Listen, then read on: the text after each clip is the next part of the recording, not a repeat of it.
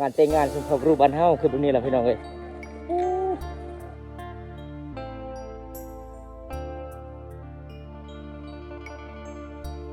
เป็นก้อนข่าวขึ้นแล้วเลยโอ้มันแปลกหลายเด้อพี่น้องทางสามบ้านก็คืออยู่จุดนี้ตลอดเลยก็คือใครมากคืออยู่จุดนี้เลย แม่ 3 ล้าน 3 ล้าน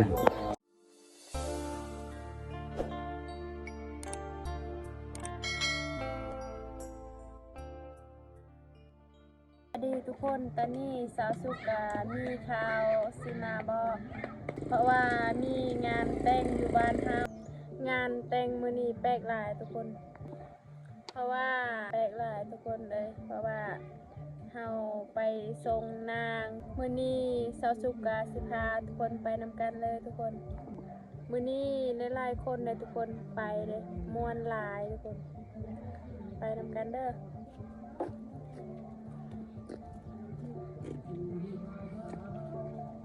นี่ทุกคนเป็นหมู่บ้านสาวสุกเองนะทุกคนมวนหลาย ตอนนี้สาวสุกก็สิไปเฮือนเจ้าสาวเด้อนี่ก็ทีมงาน บุญ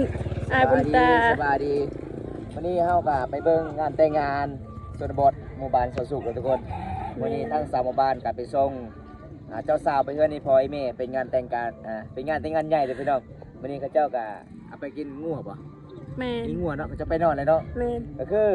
เจ้าบ่าวเป็นหมู่บ้านสาวสุขแต่เจ้าสาวก็จะเป็นหมู่บ้านอย่างบ้านผู้ไทยบ่ บ้านผู้ไทย บ้านผู้ไทยอันนี้จะเป็นงานแต่งงานใหญ่ก็คือเตนเกิดก็คือเจ้าสาวไปสู้ครูบ่าว แม่น แล้วก็มื้อนี้ก็คือทางสามหมู่บ้านบ้านสวนสุขกับไปส่งเจ้าสาวไปเฮือนนี่พ่อไอ้แม่จะได้กันไปติดตามชมกันมื้อนี้ทุกคน สบายดีเด้อที่สาวสุขเด้อ แม่ วันนี้บ่ใส่อยู่ที่บ้านคุณชีก็คือบ้านสาวสุขนั่นแหละการจะพาทุกคนนั่นแหละว่า FC สาวสุขไปเบิ่งประเภทนี้งานแต่งทุกคนงานแต่งเขตชนบทก็คือชนเผ่ามังกรว่าจะเป็นแนวใดกลับไปเบิ่งนํกันไปสาวสุข ไป แล้วก็ทุกคนนำนะ วันนี้สาวสุกาสิไปเฮือนเจ้าสาวเด้อเพราะว่าสุกามาหาเจ้าสาวกะสบายดีสาวเทศสบายดีสาวเทศไม่ได้ไปดองบ่มื้อนี้ ไปสาวเทศก็เป็นสาวหมู่บ้านบ้านคุณซีเด้อก็คือสาวบ้านสุกนั่นแหละทุกคนงามเลย อันนี้ก็เป็นพี่น้องกันในสาวเทศนี่ พี่น้องกันบ่ แม่น กินแล้วบ่เข้าบ่ยังนะขันน้อง มีอาหารบ่มีอาหารแต่บ่มีอาหารอายกินแล้ว อย่าคนมีที่เป็นสาวโสดเบิด สาวโสดเบิด สาวโสดเบิดเจ้าโสดจักเปอร์เซ็นต์มื้อนี้ ร้อย 100 ลอยเลย โอ้ถ้ามีผู้บ่าวจะคุยได้บ่ คุยกันได้ คุยได้เลยเนาะเพราะว่าจะเป็นผู้บ่าวเฒ่าคุยได้ คุยได้ สาวบ่าวตาไปฝากถึงหนุ่มๆโสดทางไลน์บ่ได้อยากจีบสาวอาทิตย์น้อยบ่แม่นสาวอาทิตย์ใหญ่เด้อทุกคนถ้าวันชินก็คือวันชินน้อย จีบได้เนาะไม่ได้ซื้อเพจเจ้าเนาะแอมเพื่อนสารกับบ่มีอันนี้คือลมเข้ามากกับเวลาเขาเจ้านึ่งข้าวเป่าไฟไฟก็เลยไหม้เบิดพี่น้องแปลนปูได้เห็นบ่โอ้ยพี่น้องเบิ่งทางพูนก็จะเป็นอีแม่เพิ่นเลยทุกคนเลยตอนนี้สาวหมู่บ้านก็สิเกี่ยมไปล่ะพี่น้องเอ้ย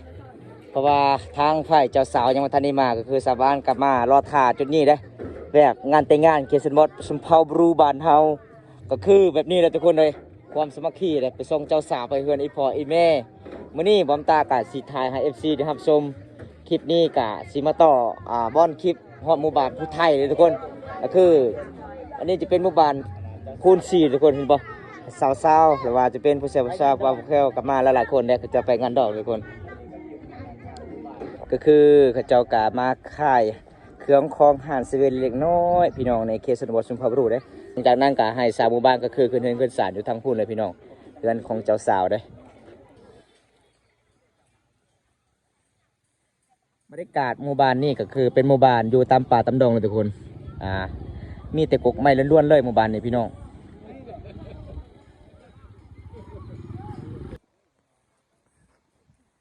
อันนี้ก็คือมันเป็นตามประเพณีเด้อพี่น้องผู้สาวที่ซอยเวียกเขาเจ้ากะมาให้น้ำกินเลยพี่น้องเห็นบ่เป็นนี่แหละทุกคนเพราะว่าเขาเดินทางมาไกลหรือว่าเดินทางมาหลายกิโลเขาเจ้าเอาน้ำมากินก่อนหลังจากนั้นเขาเจ้ากะมาเบาปฏิบัติตามประเพณีที่12ของ14ชนเผ่ามังกรเลยพี่น้องผู้สาวเขตนี้ส่วนแรกเขาเจ้ากะสิบ่ได้ในมังกรไม่เป็นผู้สาวอยู่ตามป่าตามดงทุกคนบ่เคยเข้าเมืองหลายพี่น้องอันนี้คือสาวหมู่บ้านคน4เฮาเด้อทุกคน เห็นบ่ละลายคนเลยบางคนก็หิวน้ำบางคนก็หิวเขาวเดินทางก็สิลำบากแน่เพราะว่าเฮาก็มานั่งถ่าแต่เช้าๆเลยพี่น้อง เพื่อให้ทุกคนได้ชมเนาะประเภทนี้แบบแปลกๆทุกคน มาร่วมงานแต่งงานมื้อนี้ก็ข้อบ่ให้ผิดกันบ่ให้ไปทุกทิศทุกแดนพี่น้องเอ้ยเบิ่งแย่งกันฮักแพงกันแต่นี่ระว่าจนฮอดมื้ออื่นพี่น้องเห็นบ่เขาเจ้าก็มาบอกเด้อันนี้เป็นไผ่หัวหน้าสะดุ้งบ้านเฮาพี่น้องนี่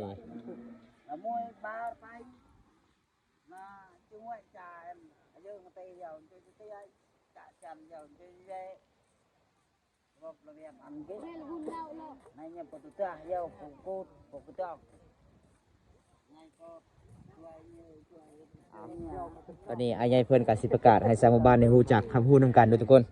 เวลากินเหล้าเมายาก็บ่ให้จับบ่ให้ตีกันบ่ให้บ้ายกัน เวลากินก็กินเวลานอนก็นอนพี่น้องอายเพิ่นก็ประกาศทั้งชาวหมู่บ้านเด้อทุกคน ความสามัคคีฮักเพลงกันต้องปฏิบัติตามหน้าที่อายเพิ่นบอกพี่น้องก็คือชาวหมู่บ้านก็ฟังเด้อพี่น้องคำพูดฟังก็บ่ได้เด้อ มาลายเนาะบัดนี้เนาะ มาแล้ว นั่น อ๋อ โอ้ใช่จะบ่าวเด้ เจะบ่าวบ่เห็น บ่เห็น มันสิเรื่องว่าเจะบ่าวบ่ ยังบ่มาเนาะ สาวมาฮอดเลย เจ้าสาวมาฮอดแล้วเด้อทุกคนผู้เจ้าสาวกำลัง เตรียมสิให้ แต่งโตวนิ่งสิ้นสุนเผามังกร โอ้แต่ว่าสาวเพื่อนๆกล่องเลยทุกคนเลย อันนี้ก็คือประเพณีทุกคนสิ่งที่ทำปะบ่ได้อันนี้ก็คือสรังเขาเจ้าใส่สิ้นใส่ถ้วยได้เห็นบ่ อันนี้นะ แม่นอันนี้ก็คือให้ฝ่ายเจ้าสาวเวลาขึ้นเฮือนนี่พออีเมต้องฝ่ายตัวนี้ได้ต้องอ่องตัวนี้ได้คันบ่อ่องก็บ่ได้ทุกคนประเพณีสุนเผามังกรบ้านเฮาเด้อทุกคนมันเป็นแบบนี้เด้อพี่น้อง ก็ต้องอ้องอันนี้ขึ้นเพื่อน หนักเลยเนาะหนักแห้งเนาะแม่เนาะนี่เห็นบ่หนักเด้อทุกคนเลย เด้นักบ่ไป มียัง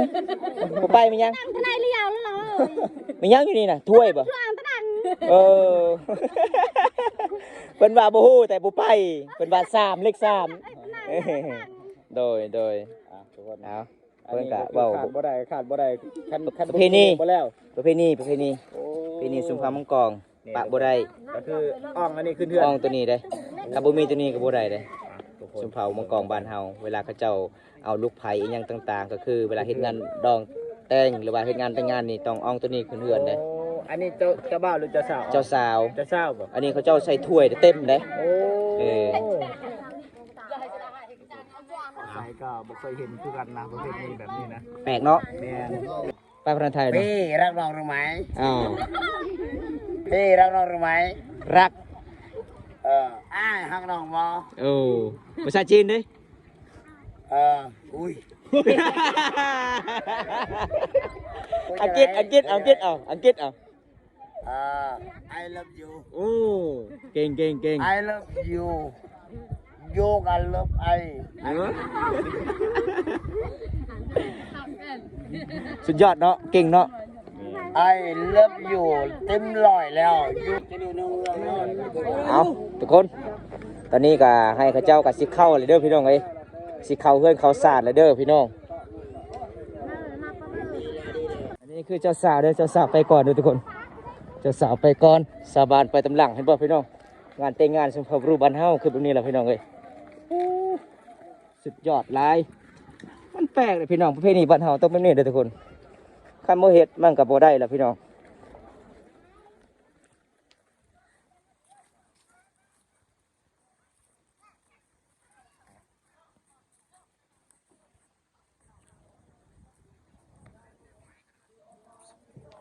สาวขึ้นก่อน ข่าวขึ้นแล้วทุกคน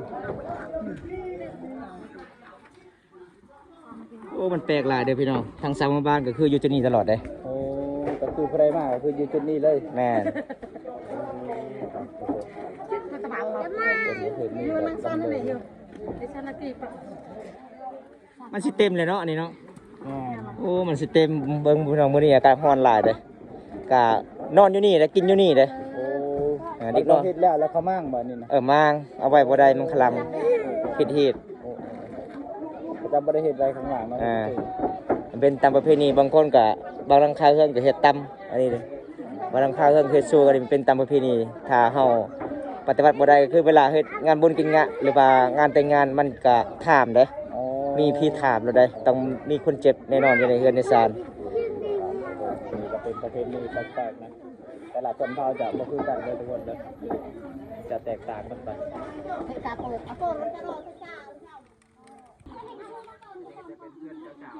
เอาทุกคนตอนนี้สามหมู่บ้านคนสี่มากก็คือขึ้นจุดนี้ก็ใกล้สิเต็มแล้วทุกคนสาบานยังหลายเลยยังบ่ทันได้ขึ้นพี่น้องบ่ว่าจะเป็นผู้บ่าวผู้สาวยังบ่ทันได้ขึ้นอันนี้ก็คือมีแต่เด็กๆแล้วก็ผู้เฒ่าพี่น้องเขาเจ้าเด้ขึ้นมานอนจุดนี้พี่น้องจนฮอดมื้ออื่นจึงกลับหมู่บ้านเลยทุกคน ตอนนี้เขาเจ้ายังหามีหมู่คนหนึงหายทุกคนหายอยู่กลางถางหาบ่เจอทุกคนเลยโอ้ยจักไปใดๆพี่น้องมันหลายคนบัดฮอดพี่นับคนก็คือบริพอบริครบคนเอ้าหายคนหนึงบาดนี้ นอนอยู่นี่จนมื้ออื่นเพื่อจะได้เมื่อได้ทุกคนเลยบ่ได้เมื่อมื้อนี้นะนอนนี่เลยกินอยู่นี่เลยมื้ออื่นเช้าจังได้กลับเนาะ อนุญาตเข้าไปเบิ่งก่อนเด้อทุกคนเลยสาวบ้านเต็มหรือบ่พี่น้องโอ้ยบันไดก็สูงเลยทุกคนอ๋อสีนอนจังไดบัดนี้ยังนำไม่เท่าเฮ้ยเอาอันนี้คือเมทัลเก่าเด้หยอกเด้อพี่น้องไงเคยหยอกบอมตาพี่น้องอันนี้คือทางสามหมู่บ้านเขาเจ้ามาครบหน้าครบตาเด้มื้อนี้มีงานแต่งงานของชนบทของชุมเผาบรูหมู่บ้านคนซีไปหมู่บ้านผู้ไทยพี่น้องเต็มเปิดเลยพี่น้องเอ้ยอุ้ยจักสินอนในใดเนาะบัดนี้เนาะมื้ออื่นเช้าแล้วก็จึงกลับเต็มเป็นตามประเพณีพี่น้องเอ้ย ใครอยู่ด้วยอากาศหนาวบ่ฮ้อนปานใด เรียกหนาวและอุ่นหลายคน เอากันลายเลยทุกคนเลยเต็มอายะเลยเจ้ากาดสินอนดัดใดพี่น้องเอ้ยผมแปลกมากเลยเบิ่งนี่บันไดขึ้นบางเขาเจ้านอนมื้อนี้เด้อพี่น้องทางสามหมู่บ้านได้มื้ออื่นเช้าเขาเจ้าจึงกลับได้มื้อนี้เขาเจ้ากะกินไก่กินหมูแล้วก็กินข้าวต้มกล้วยมื้ออื่นเช้าแล้วก็กินงัวเด้อพี่น้องหลังจากนั้นเขาเจ้าก็กลับบ้านพี่น้องเอ้ยเป็นมีละงานแต่งงานใหญ่ของชนบทชุมเผ่าบรูบ้านเฮาหมู่บ้านคนซีไปหมู่บ้านผู้ไทยเด้อทุกคนระวังด้วยน้องตกได้ เรื่องก็สูงทุกคนเลยเห็นบอกมันแปลกหลายเลยมันเป็นตามประเพณีเด้อพี่น้อง เอาทุกคนตอนนี้สาวสุกกาสปิดคลิปก่อนเด้อคลิปหน้าพบกันใหม่ค่ะว่าขอบใจสวัสดีบ๊ายบาย